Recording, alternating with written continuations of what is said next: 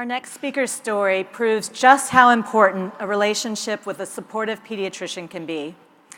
In 1997, Tamela Milan Alexander was struggling with opioid use disorder and beginning another high-risk pregnancy while her 5 children were in state welfare custody.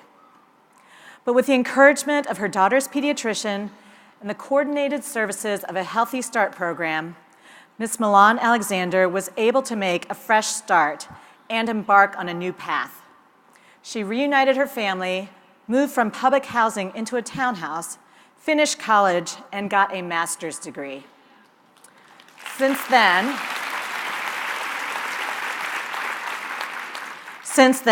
Tamela has worked as a parent advocate, peer educator, developmental screener, community health worker, and case manager. Here to share her inspiring story is Ms. Tamela Milan Alexander.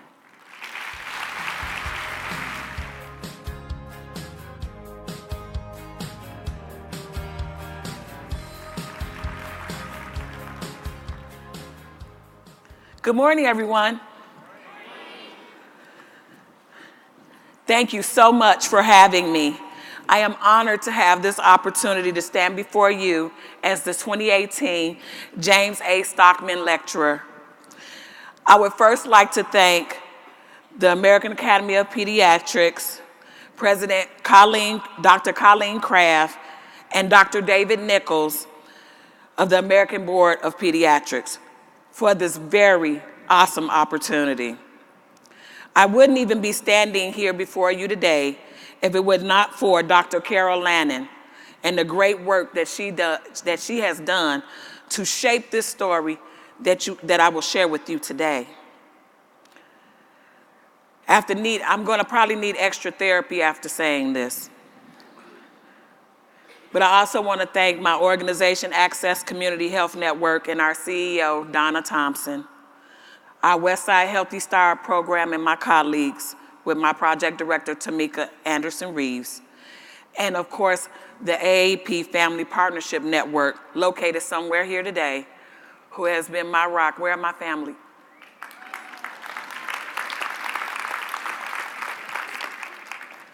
But thank you. You'll hear a personal story that describes how respectful support and encouragement can make a difference in the lives of women and newborns affected by the opioid use disorder and neonatal abstinence syndrome.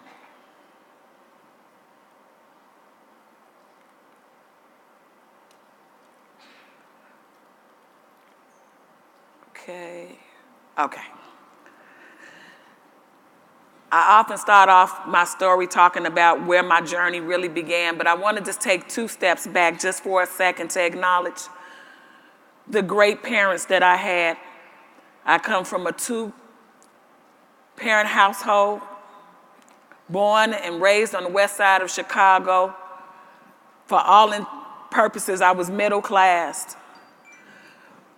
But I want to share with you, even under the best of circumstances, things can happen to our children and in our families that we may not always understand, yet it is what the reality will be.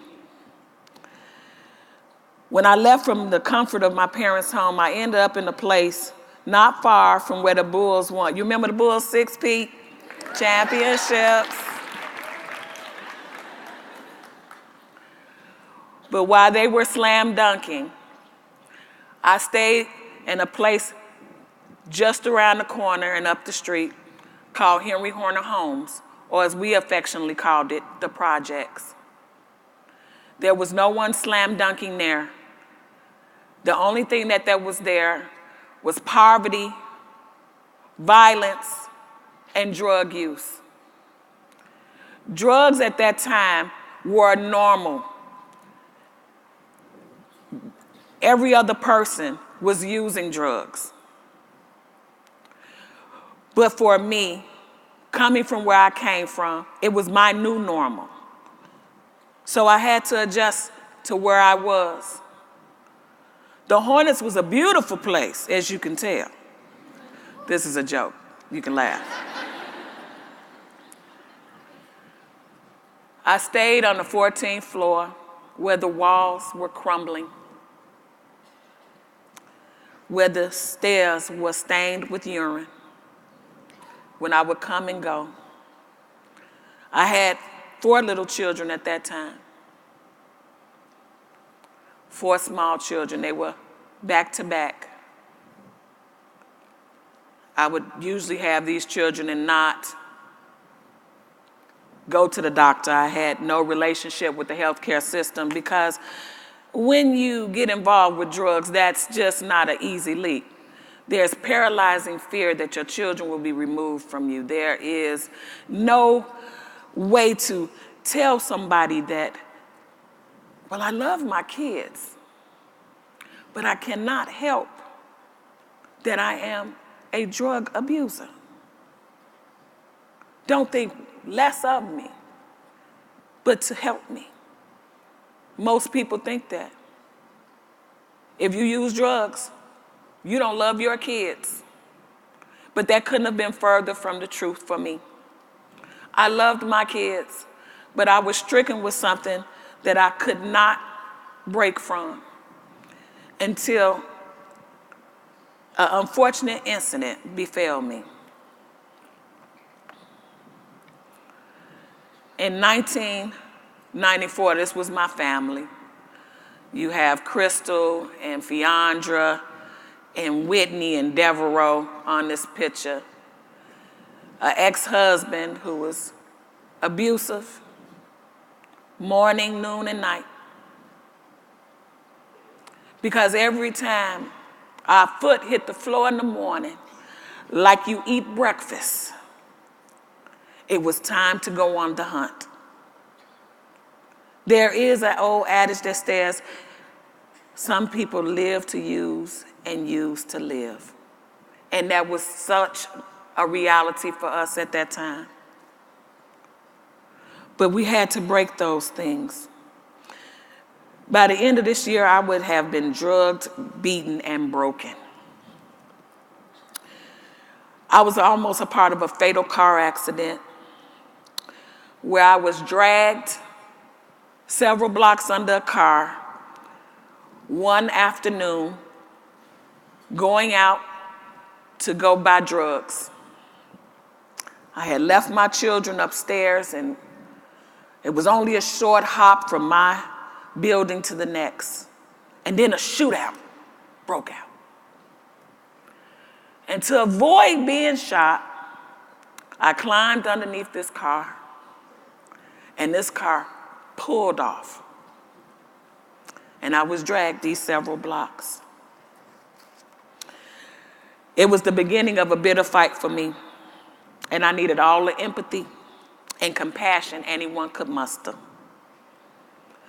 But when I came from underneath that car, what emerged was another pregnancy, but also an opportunity to get on the methadone maintenance program. For some, that was not an ideal thing to do. But for me, it was what I needed to do. This pregnancy would lead me to a pediatrician who would make such a powerful impact on my life that I am standing before even more pediatricians today.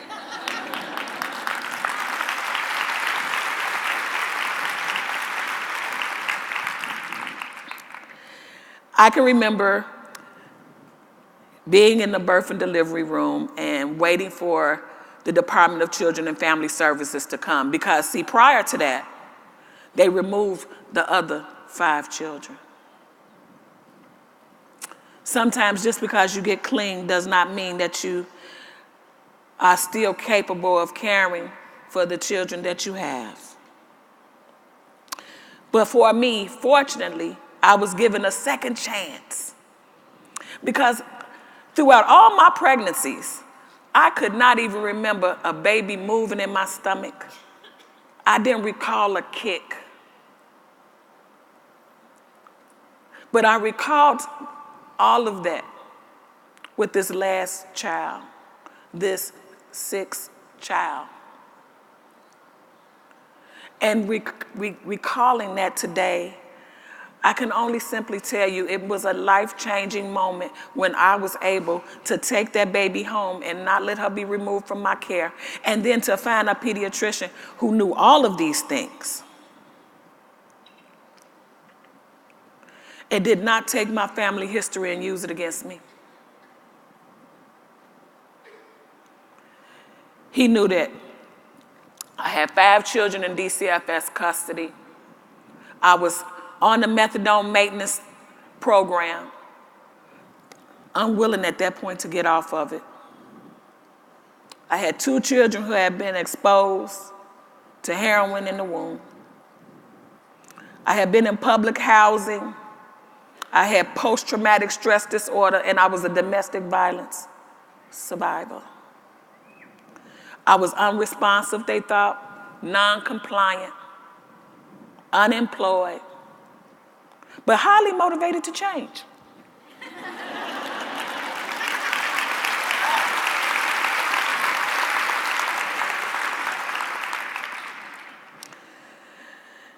Being on both sides of the fence today, I can see the difficulty that exists in trying to coexist when there can be a lack of understanding on both sides, and how everyone plays a role in this process. It came a point where I was able, and let me just get to it. My pediatrician was like this guy who would not let me come in there with any BS. When I said I couldn't, he said I could. I was paralyzed in fear. But see, the difference between my relationship with him and other organizations was that we had a relationship. We had a connection. He saw in me something that I had yet to truly see in myself. Stand at the 14th floor of the Henry Horner homes and the projects, and he talking about going back to school. And you know, filling out a FAFSA, you almost need a PhD. Am I right? Am I right?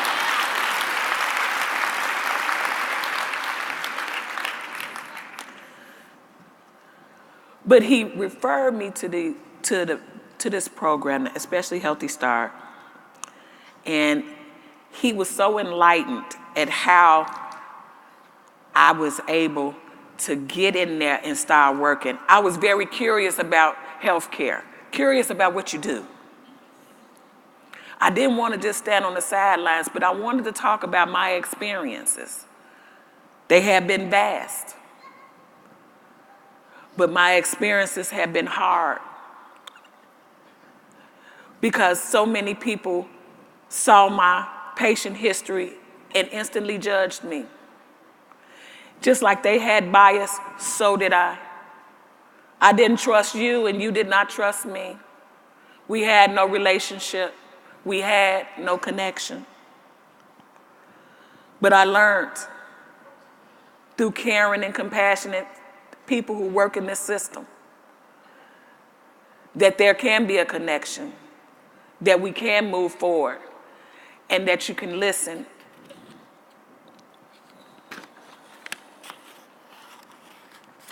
Moving forward, well, by 2000, I was on and popping, as I like to say. I had regained custody of all of my children. Thank you. Thank you.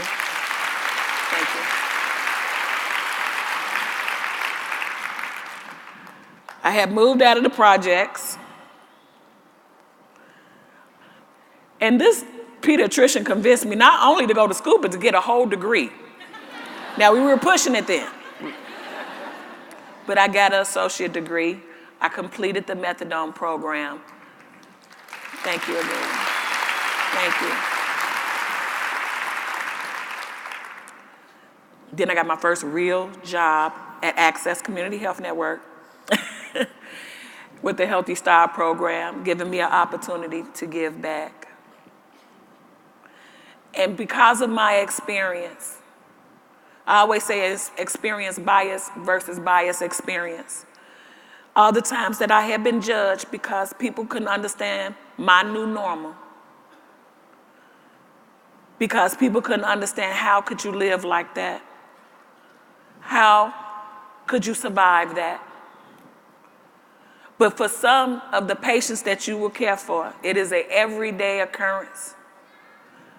They have to put on their shoes one by one like everyone else. And you often hear this old adage of pull yourself up by your bootstraps. But often you have to remember you need shoestrings to tie up boots so that they can stay on when you walk. And if you don't have that, if you can't help people get that, then what you end up having is someone who is always in a place of need, looking for a handout as opposed to a hand up.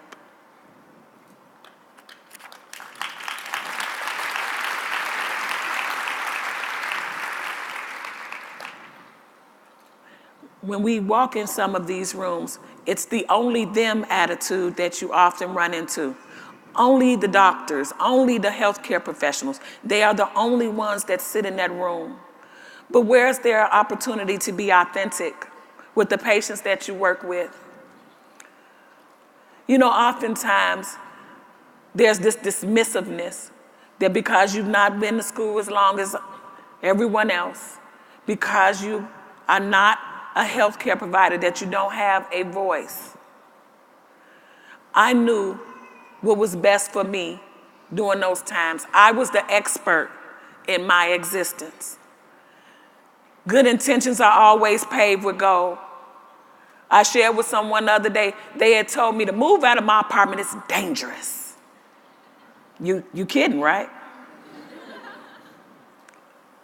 But I often think about if I would have moved out because it was dangerous, I probably never would have gotten a voucher that allowed me to get all of my kids returned to me and what I have used all the way up into purchasing a house last year.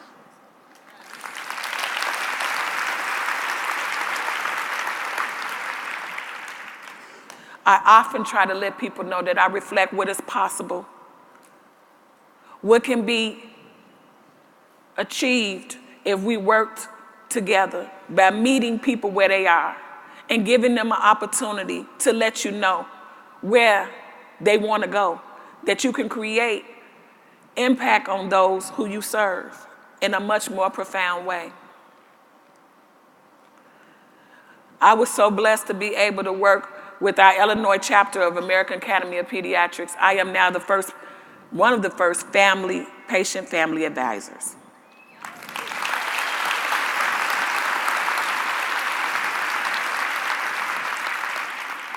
I always say I was on the hill stomping with the big dogs. But what I found so enlightening about that experience when we went to Washington, D.C., is how much they respected me and let me have a voice at their table, and they did not dismiss me, but embraced me as a colleague, as a person with just as much to give as they.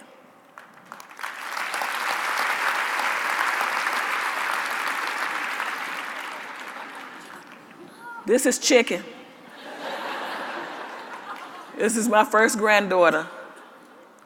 Chicken is the most adorable little girl you'll ever meet in your life.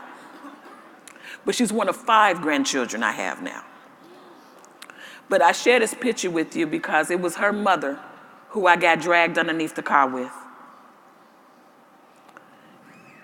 Her life, the things, everything that I took for granted, like getting up and making breakfast,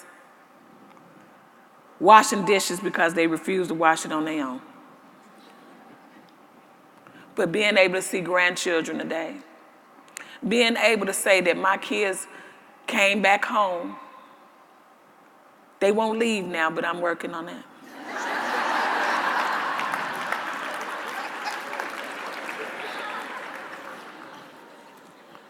But I'm so often blessed to be able to watch how they've also overcame what they went through as well. See, it's not just enough to tell people what happened, what's best for them, what's best for you. But the whole family were in this together. So I want to leave you with a prescription. When you think about, and I think about how she would turn out, she was probably about 85 pounds then. Clearly, I've gained a few pounds today. But I often wonder how she would turn out. And while I have many titles, the one title I like to share is the one of creating opportunities to have parents come to the table and share their experiences. I often say I'm like a feather holding an egg. So much on my shoulders to share. And just being one voice when there are so many out there who need your care and need your support is most important to me. But with all those titles, my proudest moments, when I got married to Ernest, my incredible husband who just made it here that I can see out in the audience.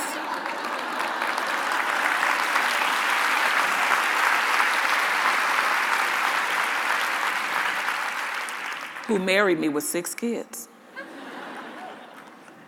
When Phenia graduated from high school and buying my first home with my husband last year after being 20 years on a housing voucher program.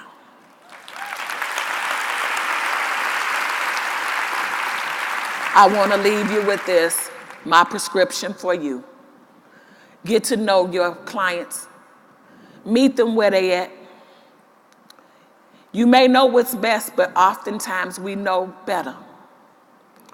Allow people to be authentic and share with them just a piece of yourself. You can have barriers, but don't have borders.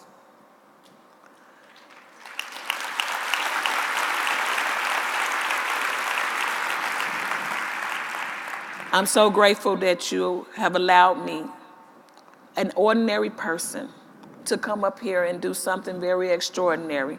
And I speak to all of you today.